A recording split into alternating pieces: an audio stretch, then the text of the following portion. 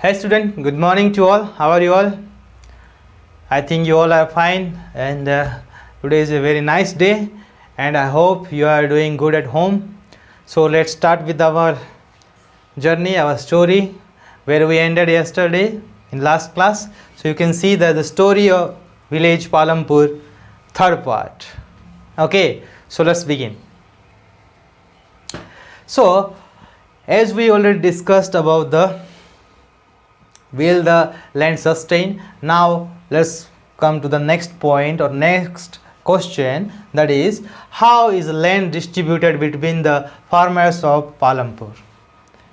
Obviously if a village is there means land will be there and the land will be divided among the people, distributed among the people. So let's see how the land is divided among the people of Palampur. So first, land is important for any kind of farming. As we all know that land is very important for any kind of farming. We can grow different kind of crops anywhere, right? So next, see, in Palampur about 1/3 of the 450 families are landless. As we know that in Palampur 450 families are living. Apart from that 450 family, 1/3 of the family they are landless. Apart from the 450 family, 1/3 is landless. Now Dalits have no land for cultivation. The Dalit people or lower caste people, they have no lands. Now 240 families cultivate small plots of land less than 2 hectares in size.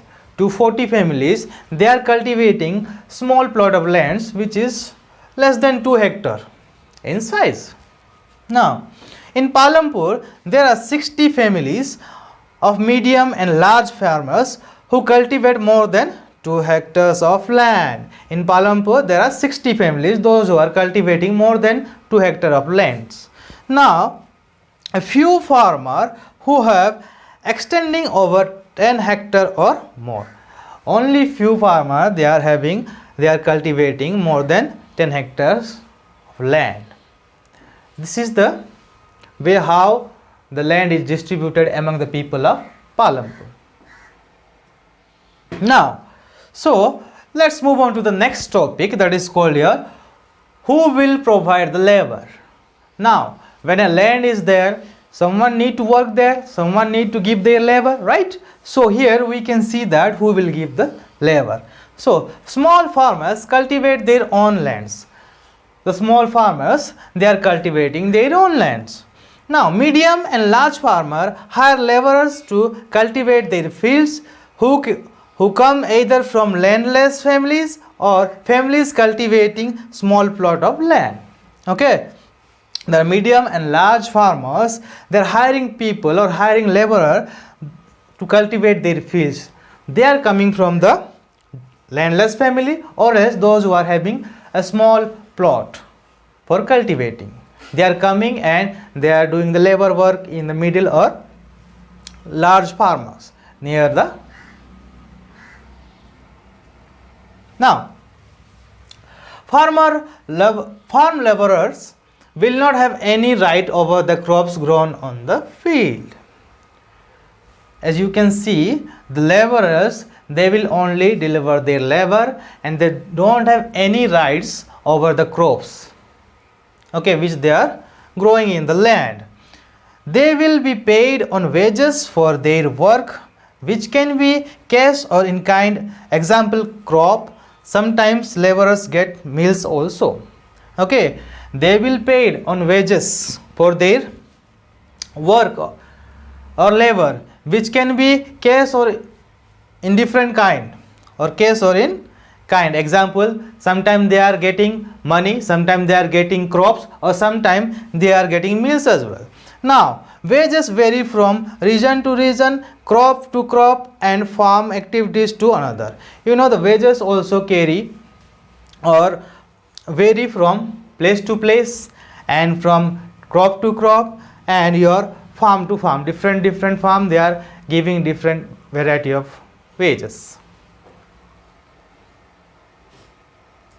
Now farm laborers are employed on a daily basis or for one particular farm activity like harvesting or for the whole year. You can see that how they are hired. The people, the laborer, they are employed on a daily basis. Sometimes they are working for daily basis, or sometimes they are getting the job or particular any farm activities for any single crop, or they are hired for sometime for harvesting, or sometime they are hired for whole year as well. Now the next question is the capital needed in farming.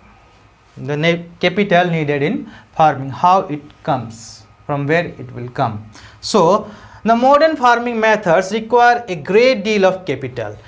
A great deal of capital means a huge amount. For modern farming, people need a huge amount. Why? Because it needs many things. I will explain you later.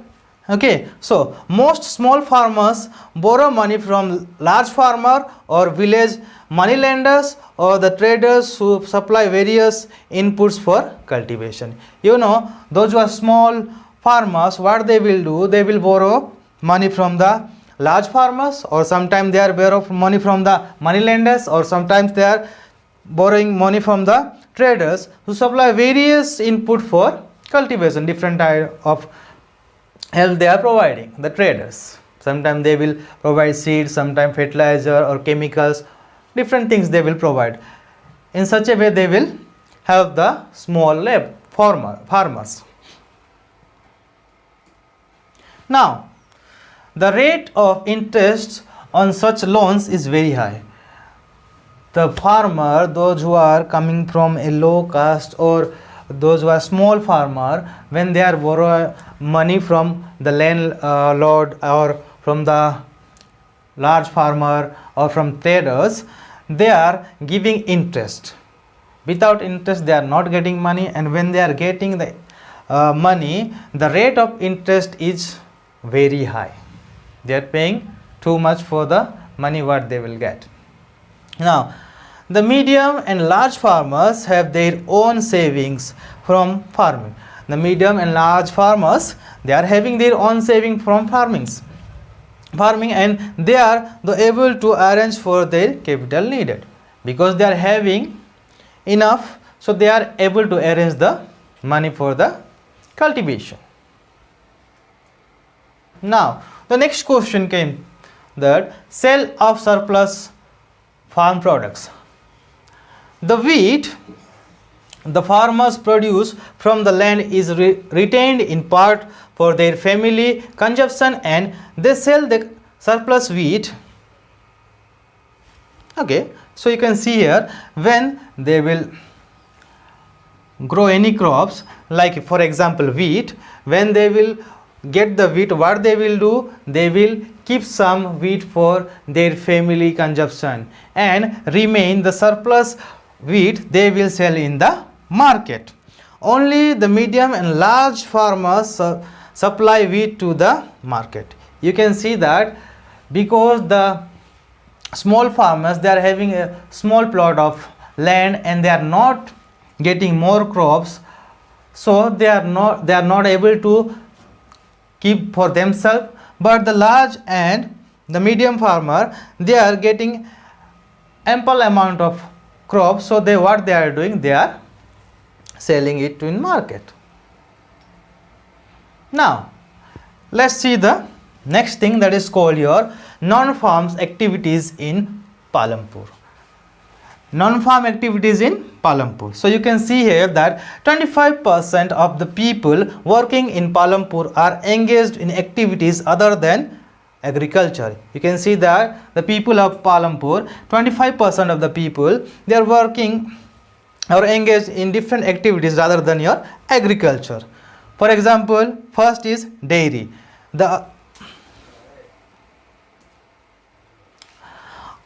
Other than agriculture, some people are engaged in dairy, and the milk is sold in the nearby villages. You can see that rather than agriculture, they are engaged in dairy, and that milk what they are getting, they are selling the milk in nearby villages. Next, an example of small scale manufacturing in Palampur is dairy. People are engaged in small scale manufacturing which are carried out at home or in the field. What they are doing in small scale manufacturing which is carried out at home or else in the field. This manufacturing involves very simple production method. This manufacturing involves very simple method for the production of goods.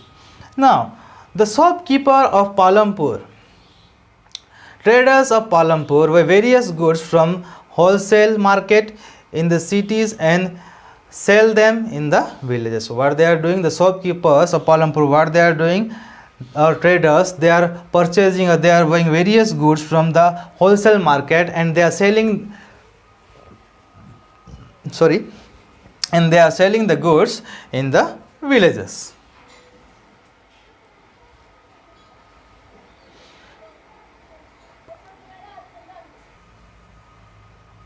Now, you can see that general stores in the village sell a wide range of items like rice, wheat, sugar, tea, oil, biscuits, soap, toothpaste, batteries, candle, notebooks, pen, pencil, even some cloth. You can see that in village of Palampur, in general store, they are selling different kind of groceries, items for basic need. For example, you can see here rice, wheat, sugar, tea, oil, biscuit, soap, toothpaste, batteries, candle, notebook, pen, pencil, even some cloth as well.